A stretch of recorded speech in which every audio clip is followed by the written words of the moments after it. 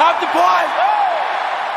3 changes for Collingwood. Surprising changes as well. Steele side bottom in for Will Parker. That's not a surprise. However, 2 players managed, and that's Patrick Lipinski and Brodie Myercheck. Lachie Schultz returning, replacing Patrick Lipinski, and Mason Cox replacing Brodie Myercheck. Technically a like-for-like replacement, still side bottom the midfielder. Lachie Schultz the forward or half-forward flanker, and Mason Cox up forward. Bit of respite for Dan McStay. We've got a decent second ruck option now. Our forward line will be a little bit interesting. McStay, Membry, and Mason Cox. We've also got Jamie Elliott if we give him a paddock to run around in. Jamie Elliott kicked 5 goals up at Gold Coast 2 years ago, so hoping for something similar. Bit of a reach for 5 goals here, but he's in good form. He's capable of doing this.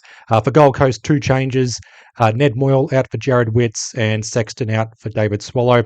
Key note here, no Sam Collins. He's out due to calf tightness, so important for Collingwood to have our forward 50 entries perfect or on point here. And a big game ahead for Dan McStay. No Sam Collins, and he doesn't have to play in the ruck, so proper full forward position for Dan McStay. Big chance for him to grab it by the balls. I don't know what else to say. Grab it by the balls. Big game for Dan McStay, and also a big game for our defenders. We're still undersized. No Charlie Dean, so Ben King, Jed Walter, Ethan Reid up against Darcy Moore, and most likely Jeremy Howe and Braden Maynard playing tall. So Perryman, Quaynor, Houston, and even Josh Dacos. Their work cut out for them down back, particularly, again, just being undersized. No Ed Allen, by the way, so he'll be in the VFL most likely, unless there's illness. The VFL teams have not dropped. Again, it's a double header. Friday afternoon, Collingwood plays Gold Coast again, People First Stadium, and then Friday night, Collingwood v Gold Coast, People First Stadium. Saturday morning, VFLW. In regards to the round 18 review, they'll be up sometime on Saturday, most likely Saturday morning. Who knows? If we get smashed or if we somehow lose, I might do an immediate post-game review and then upload it Saturday morning. I don't know. Bit of a watch this space there. That's the team selections. The final word. Now, there's been some updates or news in regards to Collingwood, and this is in particular to Michael Voss and the death threats he received. Turns out it was a Collingwood supporter who sent that death threat towards or directed to Michael Voss. Very disappointing to hear this was a Collingwood supporter or a Collingwood member. Why a Collingwood member would send this message to Michael Voss, I don't know. The exact wording on this was, this is the 15-word threat that was made. I'd like to report 23 missing persons and preemptively report the murder of Michael Voss. Why would you text that to the antisocial line? I don't know. And as a Collingwood member, why do you care about Michael Voss as coach and the struggles that are going on there, all right?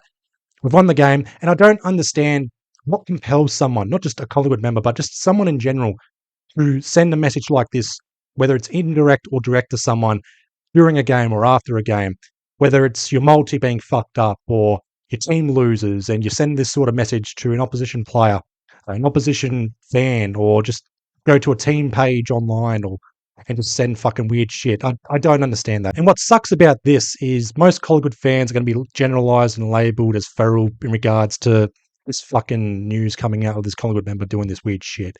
It pisses me off when someone... it's always one person that spoils it for the rest of us. And I sent a message to my mates. I heard this news about Michael Voss getting this death threat. And I said to mates, it's just a game, okay? I get it.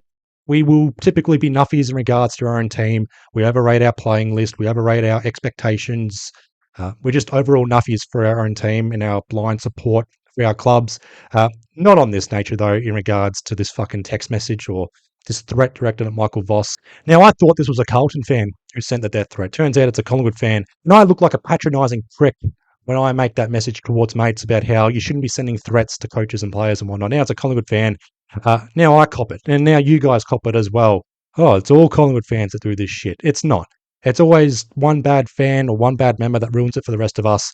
And the stereotypes and the labelling and generalisations, they all come out. It's all negative towards us. I am ranting and waffling on, and the main focus is not in regards to Collingwood fans being stereotyped. The main focus is do not send fucking death threats to fans, to players, to coaches, to staffs, to officials, you name it.